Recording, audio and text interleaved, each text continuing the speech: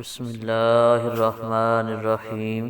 تمام تعریفیں اس کریم رب کی جس کی ذات وحدہ لا شریک ذات ہے، جس کے سوا کوئی بھی معبود نہیں ہے، اور کروڑوں درود و سلام کریم آقا علیہ الصلوۃ والسلام کی ذات پر، جن کو رب تعالی نے تمام جہانوں کے لیے رحمت بنا کر بھیجا ہے، اور کروڑوں درود و سلام آپ کی آل پاک پر اور آپ کے سارے اصحاب پر، جن کو رب تعالی نے رضی اللہ عنہم ورضوا عنہ کے لقب کے ساتھ نوازا ہے۔ محمد طلحہ آفیشل کو دیکھنے اور سننے والوں، محترم بہنوں اور بھائیوں، السلام علیکم ورحمۃ اللہ وبرکاتہ۔ ہم امید کرتے ہیں آپ حضرات خیریت کے ساتھ ہوں گے۔ اللہ پاک آپ کو خیر و عافیت کے ساتھ رکھے۔ اللہ پاک آپ کو دین دنیا کی بھلائیاں عطا فرمائے۔ محترم بہنوں اور بھائیوں، آج جس موضوع پہ ہم بات کرنا چاہتے ہیں وہ ہے اللہ پاک کے ایک نام کا وظیفہ ہے۔ انشاءاللہ وظیفہ سن کر عمل کر کے بہت زیادہ فائدہ ہونے والا ہے۔ وظیفہ ہے اپنی دلی مراد پوری کرنے کے لیے۔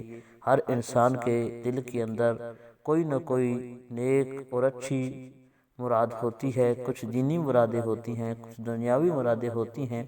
جو بھی کوئی مراد ہو، دینی ہو یا دنیاوی ہو، انشاءاللہ یہ وظیفہ کرنے سے وہ مراد انشاءاللہ پوری ہوگی۔ محترم بہنوں اور بھائیوں، وظیفہ کی طرف جانے سے پہلے آپ سے ادبانہ گزارش ہے، پوری ویڈیو دیکھنے کے بعد اگر ہماری ویڈیو پسند آئے ویڈیو کو لائک کر دیں، چینل کو سبسکرائب کر دیں، گھنٹی والے بٹن کو دبا دیں۔ جزاک اللہ۔ محترم بہنوں اور بھائیوں، وظیفہ کرنے کا طریقہ یہ ہے کہ اول آخر 11 مرتبہ درود شریف پڑھنا ہے، اور پھر 113 مرتبہ یا مہیمنو، انشاءاللہ سکرین کے اوپر بھی لکھا ہوا آئے گا یا مہیمنو۔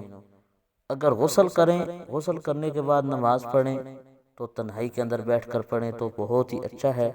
اگر ایسا نہ بھی ہو پھر بھی کوشش کریں نماز کے بعد تنہائی میں بیٹھ کر یہ ذکر کریں، تنہائی میں بیٹھ کر یہ ذکر کریں یا مہیمنو کا، اور تنہائی میں بیٹھ کر یہ ذکر کرنے کے بعد اول آخر درود شریف پڑھنا ہے، اور اول آخر 11 مرتبہ درود شریف پڑھنے کے بعد 113 مرتبہ یا مہیمنو، انشاءاللہ سکرین کے اوپر بھی لکھا ہوا آئے گا یا مہیمنو کا ورد کرنا ہے۔ انشاءاللہ اللہ پاک ہر دلی مراد، ہر دلی خواہش انشاءاللہ اللہ پاک پوری فرمائے گا۔